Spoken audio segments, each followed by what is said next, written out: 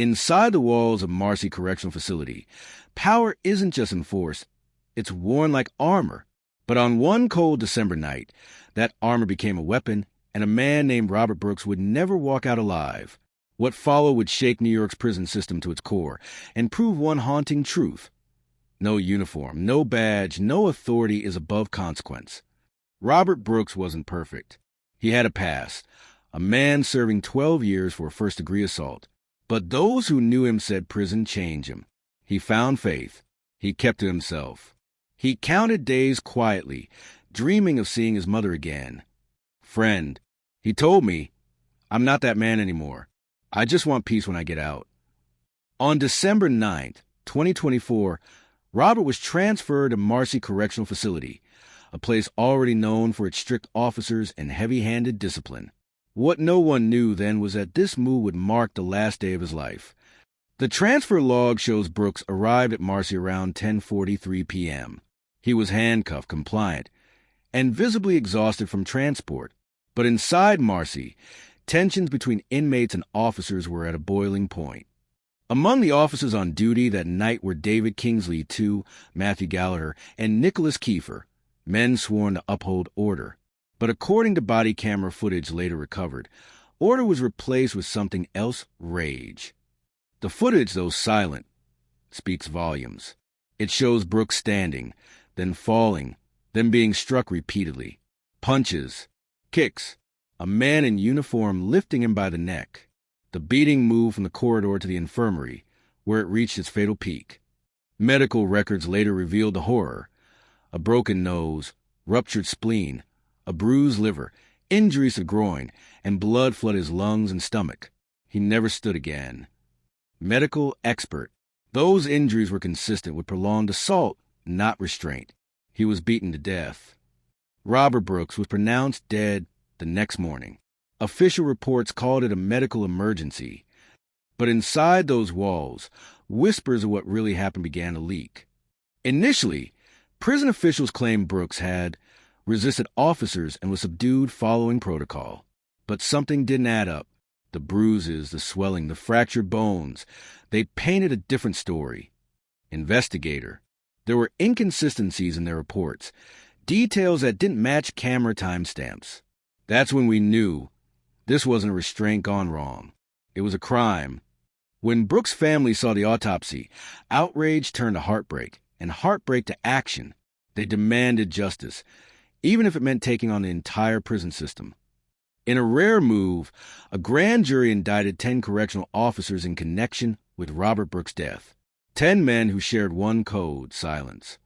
Reporter: today, 10 New York State correction officers have been charged in the death of inmate Robert Brooks, including count of murder, manslaughter, and gang assault. For the first time, the power structure inside Marcy was exposed. These weren't rogue officers. They were a culture, one that punished weakness and rewarded loyalty. Prosecutor William Fitzpatrick: they all killed that man.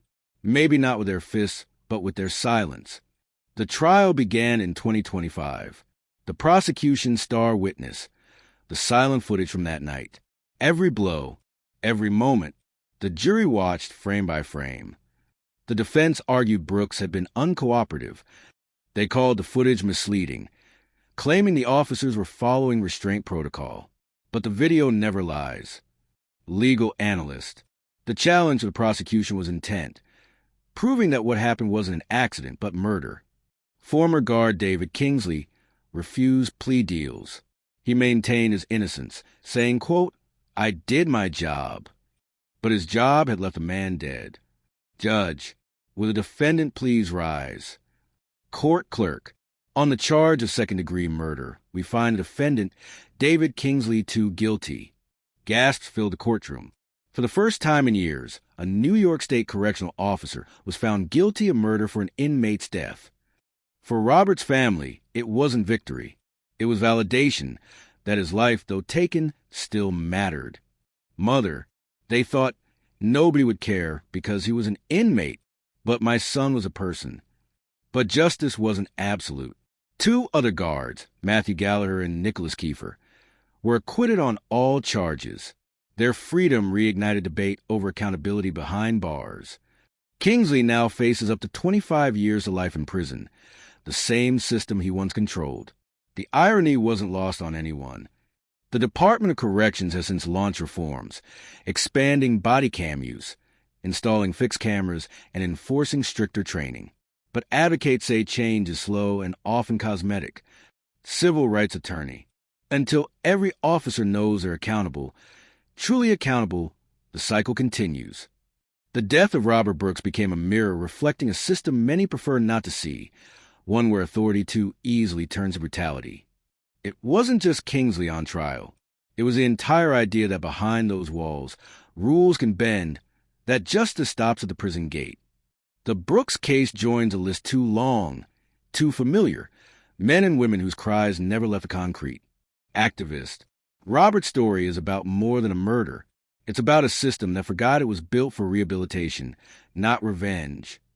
Each flickering candle stood for a truth that couldn't be silenced. Human life, even behind bars, has value. For months after the trial, she returned to that courthouse, not for hearings, but to sit in the same hallway where she once waited for a verdict. Mother, they said justice was served.